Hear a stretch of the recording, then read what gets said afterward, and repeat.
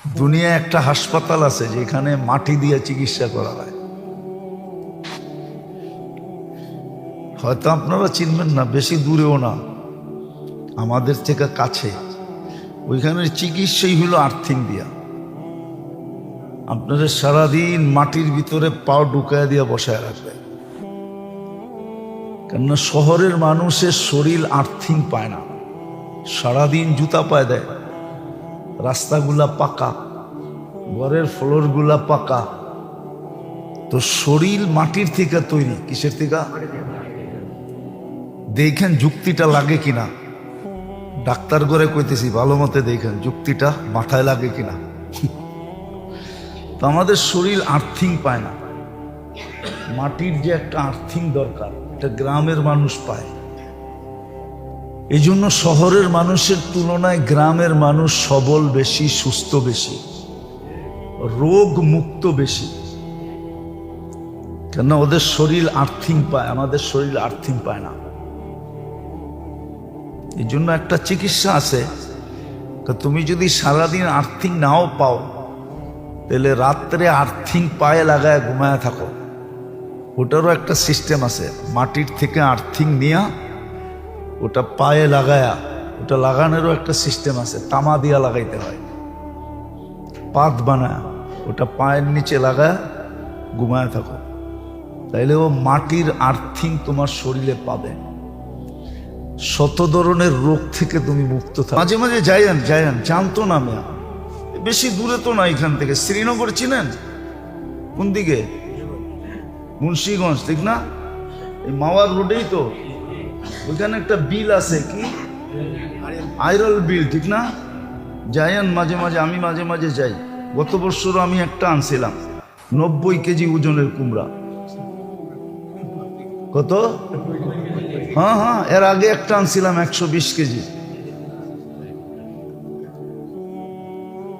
বিশ্বাস হয় না? না, এখন মনে হয় না। প্রতি বছরই আমার মাঝে মাঝে ফোন করে যে হুজুর পাঠামো কিনা, কিন্তু কুমড়া আনলে স্বাদ থাকে না, কেন না গাড়িতে নামানোর পরে মানুষ দেখতে দেখতে কুমড়ার স্বাদ চোখে চোখে জায়গা। আর এটারে কাইটা পিস করতে করতে পরে দেখা যায় নিজের ভাগে আধা কেজিও থাকে না। কিন্তু ফোন দেয় প্রতি বছরই। গত বছরও দিছিল একটা 90 কেজি, এর আগের বছর দিছিল একটা 120 কেজি। ও পিছনে গাড়ির গেট দিয়েও ঢোকে না, এত বড় প্রাইভেটে ঢোকে না। তো যেটা বুঝাইতেছিলাম, এটা তো দুনিয়াতে আল্লাহ দেখাইতেছে। হ্যাঁ, মনে করেন আপনারা 4 জনের 120 কেজির কুমড়া কয়দিন খাইবেন? না, 1 মাস পার হয়ে যাব, ঠিক না? হ্যাঁ, আবার প্রতিবেলা কুমড়া খাইতেও ভালো লাগবে না, ঠিক না? যেমন আগের যুগের মানুষ কোনো বিয়ে শাদিতে গেলে জুতা পরতেন, বা একবারে ব্যয়বাড়ির ঘাটে যায়া পাওটা ধুইয়া জুতা পরা বাড়িতে যেতেন, কেন সমস্ত রাস্তা কাঁচা ছিল। তো সারা রাস্তায় পায়ে জুতা দিতেন না। তো শরীরের ভিতরে, মাটির ভিতরে আর্থিং আছে, আর্থিং। আপনাদের শহরের যত বিদ্যুৎ আছে না, বিদ্যুৎ যেখানেই আছে ওইখানে একটা আর্থিং লাগে। আর আর্থিংটা নিতে হয় কোত্থেকে? আল্লাহ মাটির ভিতরে আর্থিং দিছে। আরে আসতেও পারে, কেউ ছুটে আসতেও পারে, এমন না। খোলে নাই দেখা কেউ আসে না, খুললে আবার একটা দুইটা যখন বাইরে হবে চিকিৎসা নিয়া, তখন পিছনে হইতে পারে, লাইনও ধরতে পারে, আপনি সিটও না দিতে পারেন, সিটের শর্ট হইতে পারে। তো ক্লিনিক নেই, নাহলে কোরআনের ভিতরে ছিল, সাপা ছিল, যে কোরআন চোখ দিয়ে দেখলে জ্যোতি বাড়ে। পদ্ধতি আছে কিভাবে দেখতে হবে, কতক্ষণ দেখতে হবে, তাহলে জ্যোতি বাড়ে। যদি বিজ্ঞান বলে সবুজ দেখলে চোখের জ্যোতি বাড়ে, এটা যদি সত্য হইতে পারে, তাহলে কোরআন দেখলে চোখের জ্যোতি কেন বাড়বে না? আপনি আমাকে বলেন, আমি আগেরটা বললাম ওইটা তো কিতাবে লেখা আছে। এই জন্য গ্রামের মানুষের চোখের দৃষ্টি শহরের মানুষের চেয়ে অনেক গুণ বেশি ভালো, পার্সেন্টেজে অনেক মাত্রায় ভালো। গ্রামে খুব কম লোকের চোখে চশমা দেখা যায়, শহরের কম লোক মানুষের চোখে চশমা ছাড়া দেখা যায়। কারণ এটা কেন, ওরা সারাদিন সবুজ দেখে।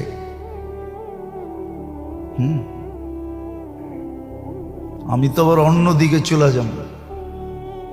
একটা চিকিৎসা দুনিয়াতে আছে না, কিন্তু কাজে কামে দেখাবে। সুন্নত মানবে না, বিজ্ঞান মানবে। সুন্নত ছোট হয়ে যাবে, বিজ্ঞান বড় হয়ে যাবে। আল্লাহ রসুলের সুন্নত মানবে না। যদিও আল্লাহ রসুলের সুন্নতের ভিতরে পাওয়ার ছিল, একদিকে তো এটা বিজ্ঞানের জবাব ছিল, আরেকদিকে মেরাজের, আরেকদিকে তো মেরাজ এই জন্য ছিল কেননা এই উম্মতই সবচেয়ে বেশি শিক্ষিত উম্মত। আমাদের মতো শিক্ষা আল্লাহ কোন উম্মতকে দেন নাই। সব উম্মতকে আল্লাহ কিতাব দিছেন, আমাদেরকে আল্লাহ কালাম দিছেন। কিতাব আর কালামের ভিতরে পার্থক্য আছে। কিতাব আর কালামের ভিতরে পার্থক্য আছে, বড় পার্থক্য, আকাশ জমিন পার্থক্য। জমিন যেরকম নিচা, আকাশ যেরকম উঁচা, ঠিক কিতাব এরকম নিচা, কালাম এরকম উঁচা। কেননা রাজার কথা, বাদশাদেরও বাদশার কথা, আল্লাহর কথা। হ্যাঁ, এই জন্য অন্য কিতাব পড়লে, আরো 3টা আছে, ওটা পড়লে প্রত্যেক অক্ষরে নেকি পাবে কি পাবে না এটা কোনো আলেম উলামা প্রমাণ করতে পারবে না। কিন্তু কোরআনের এক অক্ষর পড়লে 10 নেকি, এটা সুস্পষ্ট।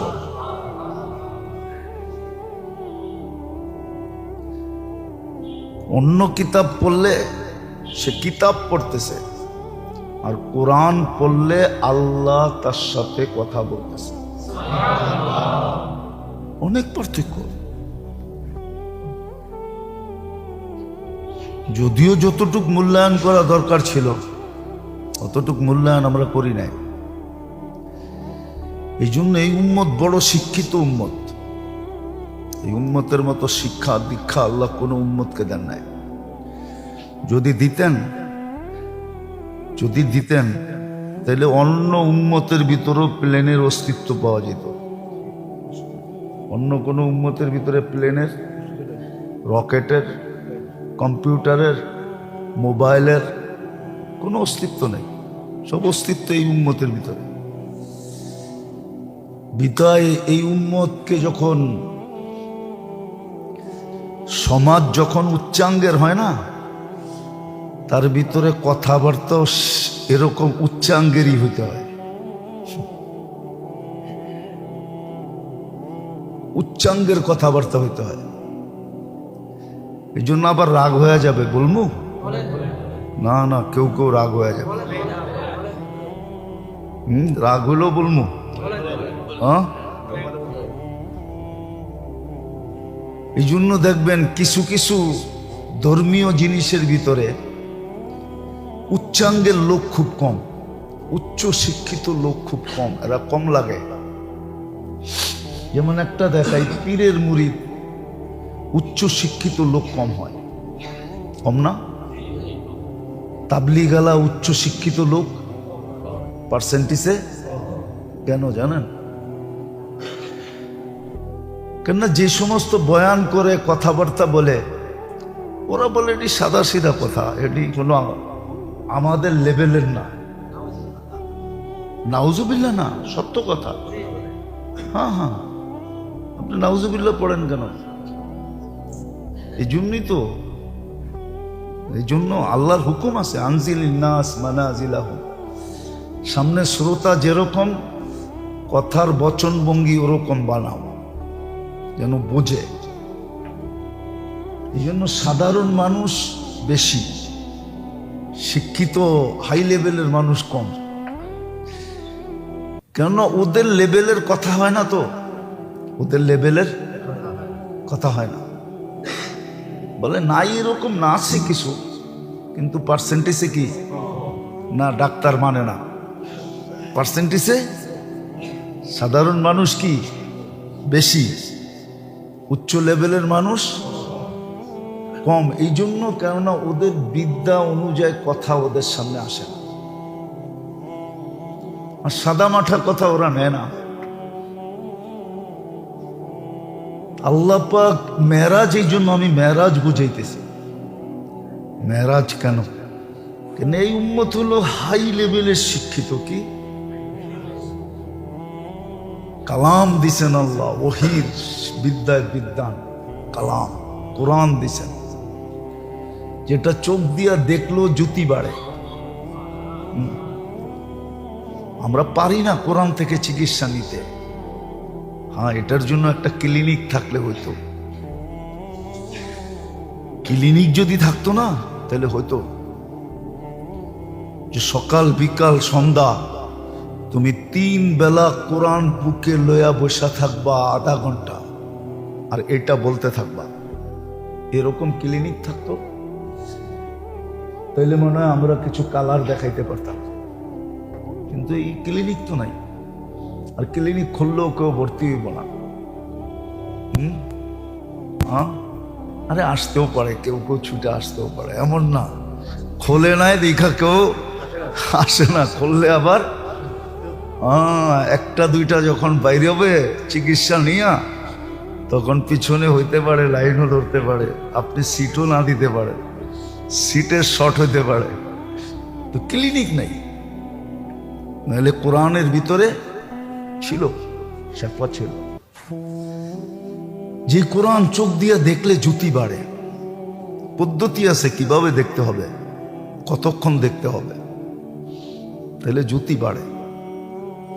যদি বিজ্ঞান বলে সবুজ দেখলে চোখের জ্যোতি বাড়ে, এটা যদি সত্য হইতে পারে, তাহলে কোরআন দেখলে চোখের জ্যোতি কেন বাড়বে না? আপনি আমাকে বলেন। আমি আগেরটা বললাম, ওইটা তো কিতাবে লেখা আছে। এই জন্য গ্রামের মানুষের চোখের দৃষ্টি শহরের মানুষের চেয়ে অনেক গুণ বেশি ভালো, পার্সেন্টেজে অনেক মাত্রায় ভালো। গ্রামে খুব কম লোকের চোখে চশমা দেখা যায়, শহরের কম লোক মানুষের চোখে চশমা ছাড়া দেখা যায়। কারণ এটা কেন, ওরা সারাদিন সবুজ দেখে।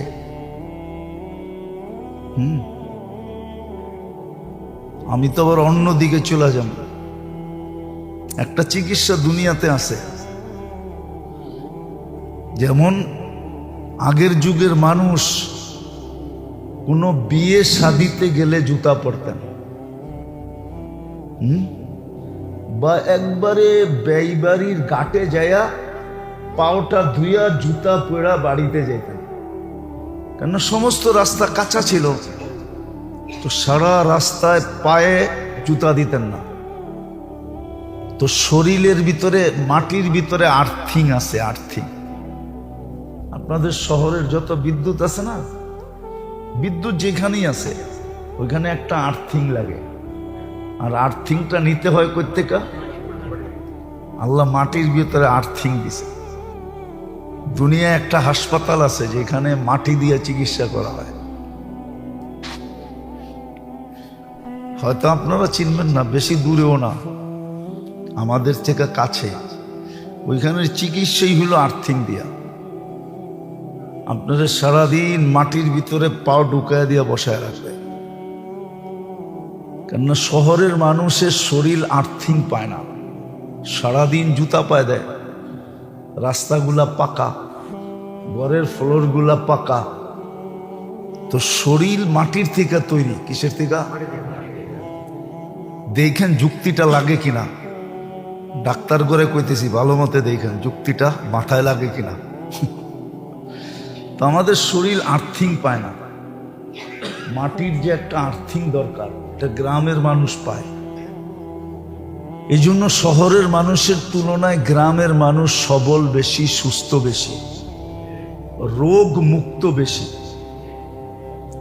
কেন? ওদের শরীর আর্থিং পায়, আমাদের শরীর আর্থিং পায় না। এই জন্য একটা চিকিৎসা আছে, তুমি যদি সারাদিন আর্থিং নাও পাও, তাহলে রাত্রে আর্থিং পায়ে লাগায় ঘুমায় থাকো। ওটারও একটা সিস্টেম আছে।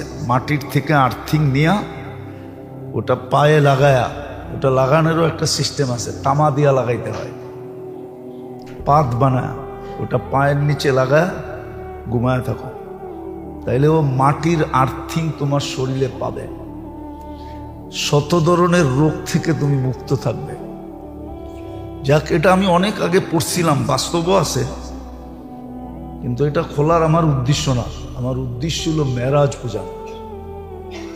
এক তো মেরাজ বিজ্ঞানের জবাব, যে একদিন আসবে মানুষ বিজ্ঞানমুখী হয়ে যাবে, বিজ্ঞানকেই প্রাধান্য দিবে না, সুন্নত ছেড়ে দিবে। যেরকম আজকে আমাদের জীবনে 99% মানুষের জীবনে সুন্নত শূন্য। একটা থাকলে আরেকটা নাই, আরেকটা থাকলে আরেকটা নাই, আরেকটা থাকলে আরেকটা নাই। আমাদের দেহটা সুন্নত দ্বারা সাজানো না। যদি সুন্নত আমাদের জন্য অবধারিত ছিল, আল্লাহ মেরাজ দিয়া প্রথমে বিজ্ঞানের জবাব দিছে। মেরাজ বিজ্ঞানের জবাব, এটা খুললে বোঝা যাবে, এত খোলার সময় নেই। দ্বিতীয় মেরাজ, এই উম্মত সবচেয়ে শিক্ষিত উম্মত। এই উম্মতের মতো শিক্ষা দীক্ষা আল্লাহ কোনো উম্মতকে দেন নাই, আর কোনো উম্মত তো নাই, ওপর থেকে দিবেন। আমরাই তো শেষ। বিদায় এই উম্মত শোনা কথা তেমন কানে নিবে না, শোনা কথা কানে নিবে না। ওই যে একটু আগে বললাম না, শিক্ষিত লোকগুলা সাদা মাঠা কথা কানে নেয় না, দূর কি না কি কয়। কিন্তু ওদের শিক্ষার মতো যদি বলতে পারতাম, উপরে বলতে পারতাম, তাইলে ও আবার নিত, বলতো না যুক্তি আছে, কি ও মানতো, নাইলে ও মানবে না। এই জন্য দেখবেন শিক্ষিত লোকগুলা ধর্মের থেকে দূরে বেশি, অথচ যুক্তি বলে ওরা সবচেয়ে বেশি কাছে থাকা দরকার ছিল। আমার একটা যুক্তিতে বলে ডাক্তার সবচেয়ে বড় আল্লাহ হওয়া দরকার ছিল। বলবেন কেন? ও শরীর নিয়ে যেই গবেষণা করে, আর শরীরের ভিতরে যেই কুদরত গুলা নিজের চোখে দেখে। যেমন একটা কিতাব আছে, পাওয়া যায় মার্কেটে, যদিও এটা আসল হলো উর্দুতে, বাংলা হয়েছে কিনা জানি না। मैंने अल्लाह को अब करीब से देखा। মনে হয় একবার আপনাকে আমি কাহিনীও শোনাইছিলাম। मैंने अल्लाह को, আমি আল্লাহকে কাছের থেকে দেখছি। তাইলে মাইনা নিত। শিক্ষিত লোক, ডাক্তার লোকগুলা সবচেয়ে বেশি আল্লাহ হওয়া দরকার ছিল। কারণ এই দেহের ভিতরে যে কুদরত, আল্লাহর যে কুদরতি প্রযুক্তি, এটা কিন্তু ডাক্তাররা সবচেয়ে বেশি জানে, যেটার ভিতরে আল্লাহর কুদরতি প্রযুক্তি কি আছে।